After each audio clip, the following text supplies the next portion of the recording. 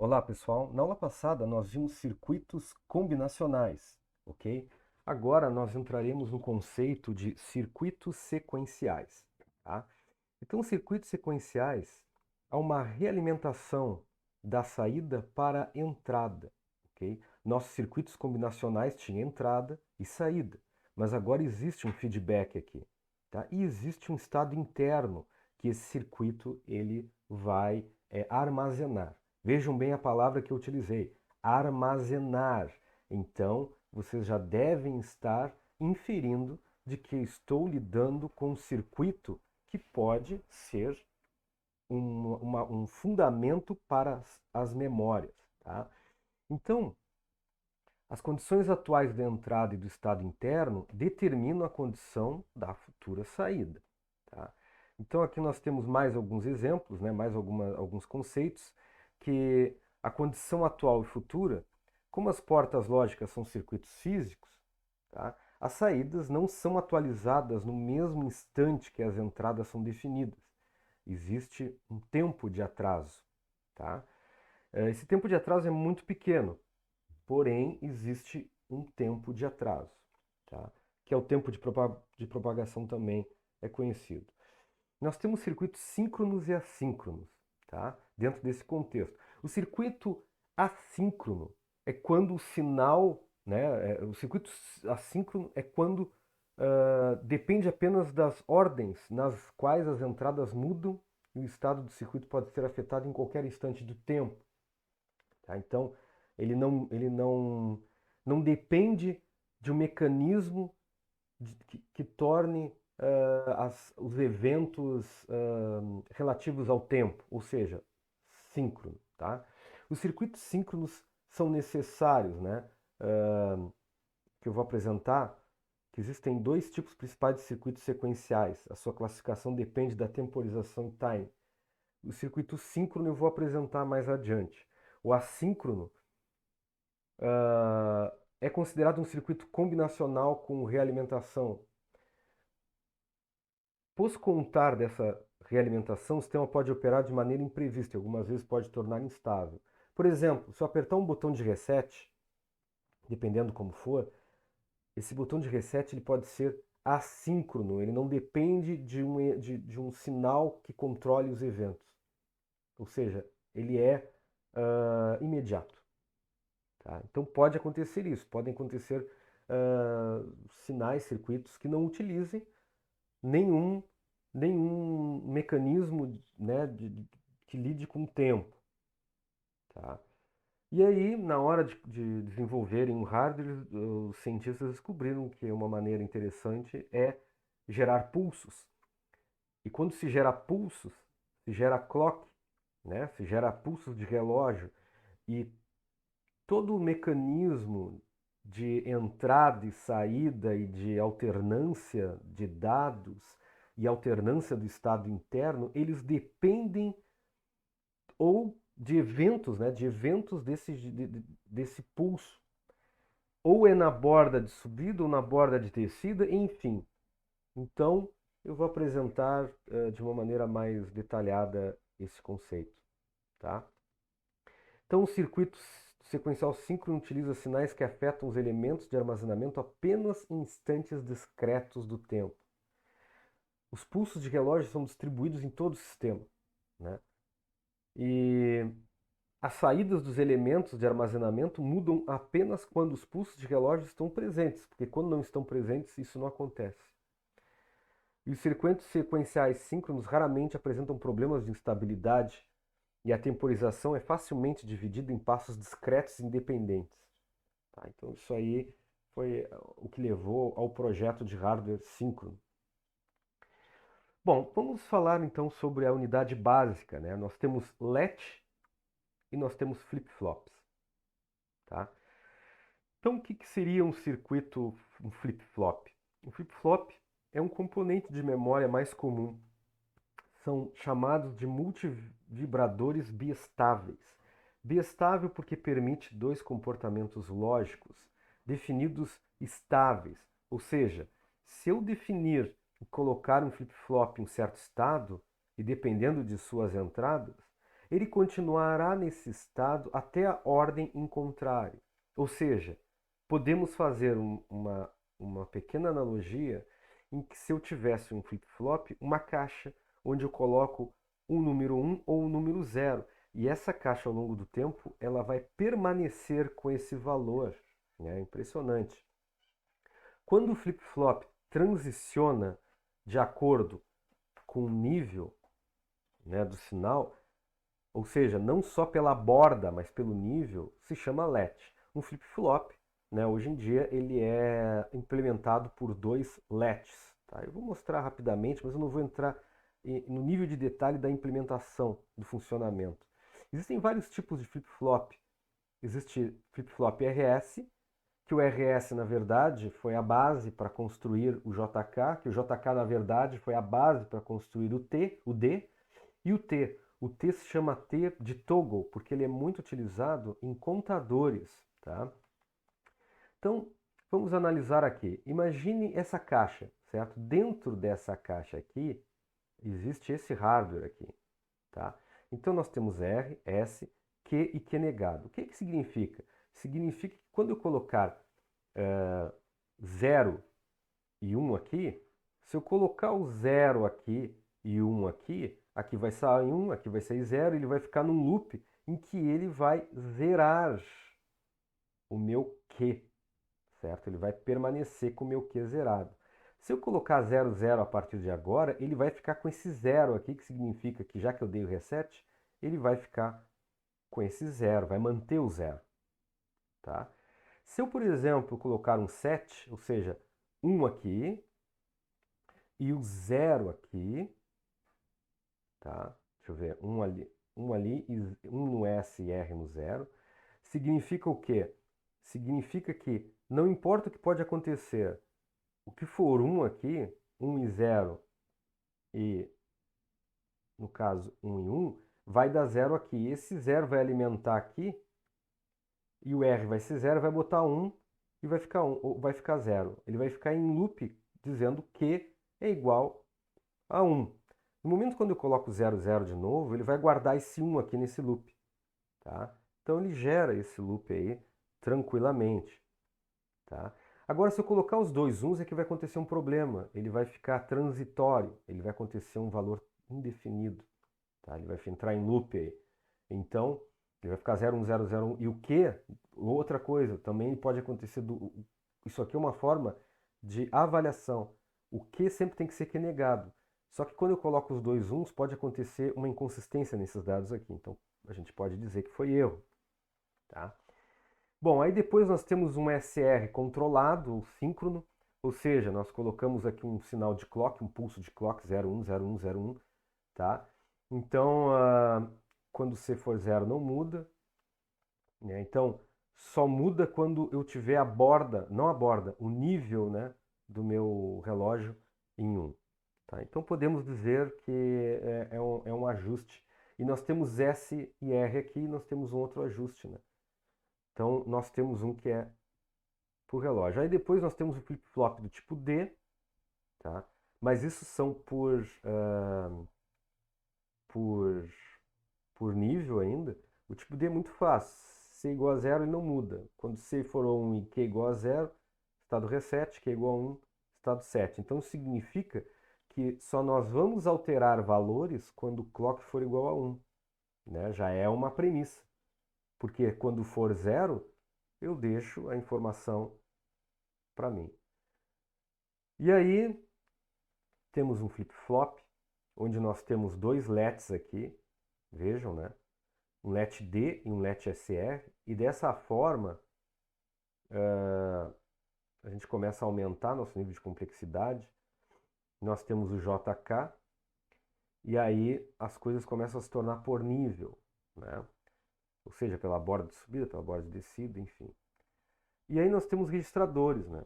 O que são registradores? Registradores é um grupo de flip-flops. Cada flip-flop é capaz de armazenar um bit, então significa que, a grosso modo, se nós temos uma memória nossa aí de 32 bits, nós temos aí 32 flip-flops na nossa memória. Né? Então, um chipzinho aí, se nós formos analisar, né, fazendo uma conta, né? Nós temos 4 gigabytes, né? Por exemplo, uma memória de 4 gigabytes. Vamos botar de 8, né? Que é o padrão. 8 gigabytes são praticamente 8 bilhões aí. Vezes o número de bits, são 64 bilhões aí. Então nós podemos dizer que dentro de um chip desse tem bilhões de transistores, né? Cada flip-flop tem vários transistores. Então nós temos aí valores, né, cabalísticos de transistores dentro de um chip. O registrador de n bits tem um grupo de n flip-flops, tá? E capaz de armazenar qualquer informação binária de n bits. Aí claro que é necessário, entre conectar os registradores, é necessário ter portas lógicas combinacionais para realizar certas tarefas de processamento. E os flip-flops guardam a informação e as portas lógicas controlam como essas informações dentro dos flip-flops, né, elas são transferidas para dentro do registrador. Então, basicamente é isso. Aqui nós temos um registrador bastante simples, tá? Onde nós temos as entradas, saídas A0 a 3 podem ser lidas a qualquer momento. E aqui nós temos entradas de 0 e 3. Tá? E aí nós temos um sinal limpa, que o sinal limpa ele é assíncrono, ele em qualquer momento, independente do clock, eu dou um reset nesses flip-flops. E a transferência é dada, né, denominada carga, loading, né? E todos os bits do registrador são carregados simultaneamente em impulso de relógio comum, que é feito em paralelo. Então isso é interessante. Por isso que a gente tem que, por isso que quanto mais linhas de barramento, teoricamente, melhor, porque mais você paraleliza dados, tá? E aí, quando o pulso de relógio cai de novo para 0, ou cai na borda de descida, vamos supor, dependendo da implementação, a partir daí o dado é armazenado. Tá? Então vocês veem aí que essas caixinhas, né, elas vão ser úteis para as próximas aulas, porque o nosso nível de abstração vai aumentar. Aí tem mais detalhes aqui, né? Registrador com controle de carga paralela. Tá? Então as entradas C recebem os pulsos de relógio, todos ao mesmo tempo. Quando a carga é um dado nas 4 entradas, é transferido para dentro do registrador. Na próxima transição positiva em pulso de relógio, significa que é no pulso de subida que vai acontecer isso. Tá? Quando a carga é 0, as entradas não são vistas, as entradas do flip-flop, né? E nesse caso a conexão de realimentação está habilitada e as entradas D são iguais aos valores presentes na saída. Então, essa é uma forma mais próxima do que nós temos para armazenar dados em um registrador. Tá? Mas não é só isso, nós temos mais coisas, mais elementos. Nós temos registradores deslocadores, tá? Que, na verdade, o que significa? Eu posso fazer o deslocamento serial de bits aqui. Por exemplo, o que pode nos ajudar nesse processo seria quando eu quisesse colocar dados de maneira serial aqui. Então coloco, por exemplo, 1000.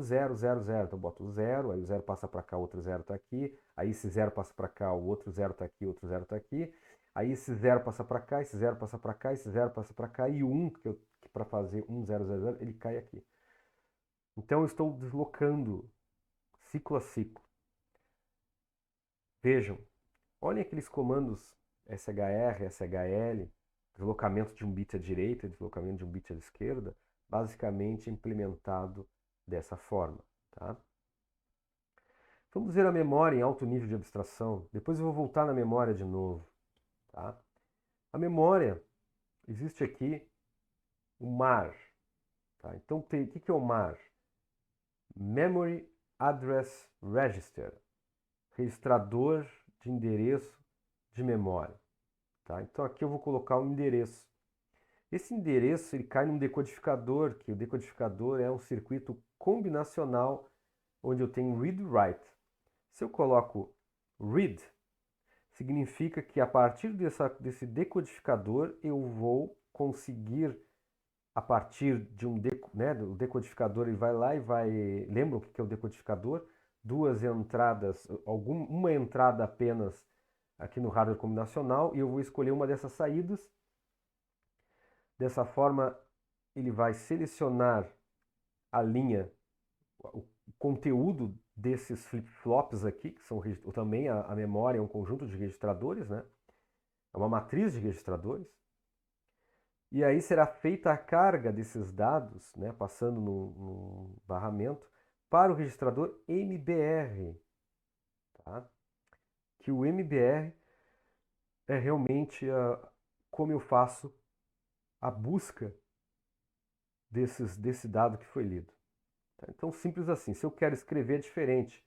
Se eu quero escrever, eu gravo o endereço aqui, gravo o dado aqui, e aí uso write, eu vou decodificar, saber qual é a linha, e aí o dado é armazenado. Isso tudo, claro, dentro do pulso de clock no qual essa memória foi projetada. Tá?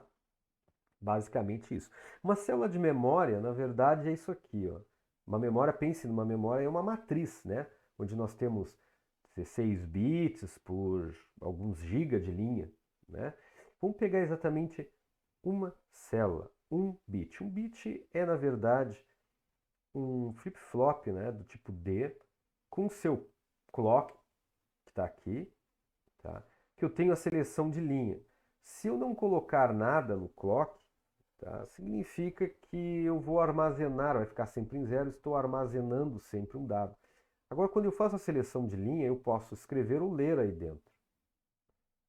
Então, se eu seleciono aqui, tá, esse dado, significa que eu vou conseguir fazer uma leitura, porque eu tenho um tri-state aqui. O tri-state significa, se isso aqui for 0, está desligado. Se isso aqui for 1, eu ligo. Um trilho de trem, tá?